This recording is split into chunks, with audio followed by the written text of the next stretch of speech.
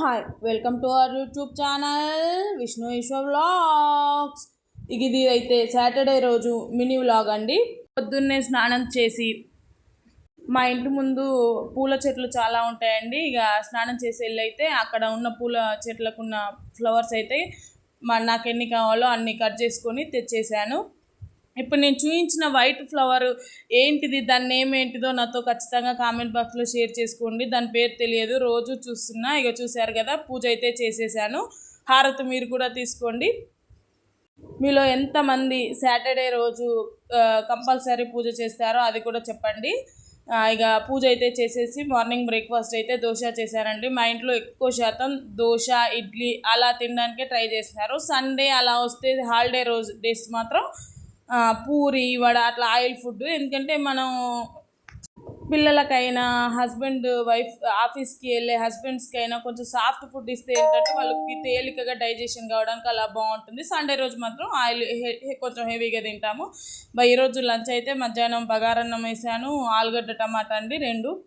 మధ్యాహ్నం లంచ్ చేసేసి సాయంత్రం అయితే టీ కూడా పెట్టుకున్నాను. చూసారు కదా, మీలో ఎంతమంది సాటర్డే రోజు నాన్ వెజ్ తినని వాళ్ళు ఉన్నారో అది కూడా నాతో ఖచ్చితంగా షేర్ చేసుకోండి. ఈ వీడియో మీకు నచ్చినట్లయితే పూర్తిగా చూసి please do like, share, subscribe my YouTube channel Vishnu Eshwar vlogs అండి. మీరు ఇచ్చే లైక్ వల్ల మన వీడియో అనేది ఇంకో 10 మందికి రీచ్ అయ్యిద్ది.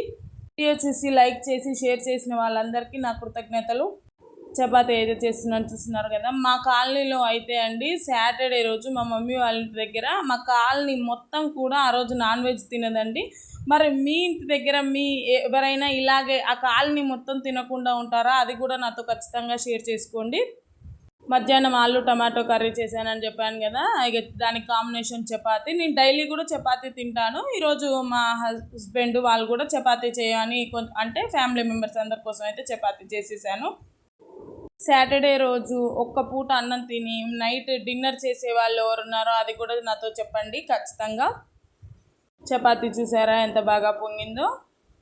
మీ ఇంట్లో సాటర్డే స్పెషల్స్ ఏంటో అవి కూడా నాతో ఖచ్చితంగా షేర్ చేసుకోండి. చూసారా, చపాతీ, ఆలు టమాటో కర్రీ అని చెప్పానుగా, అది ఆనియన్ విత్ లెమన్.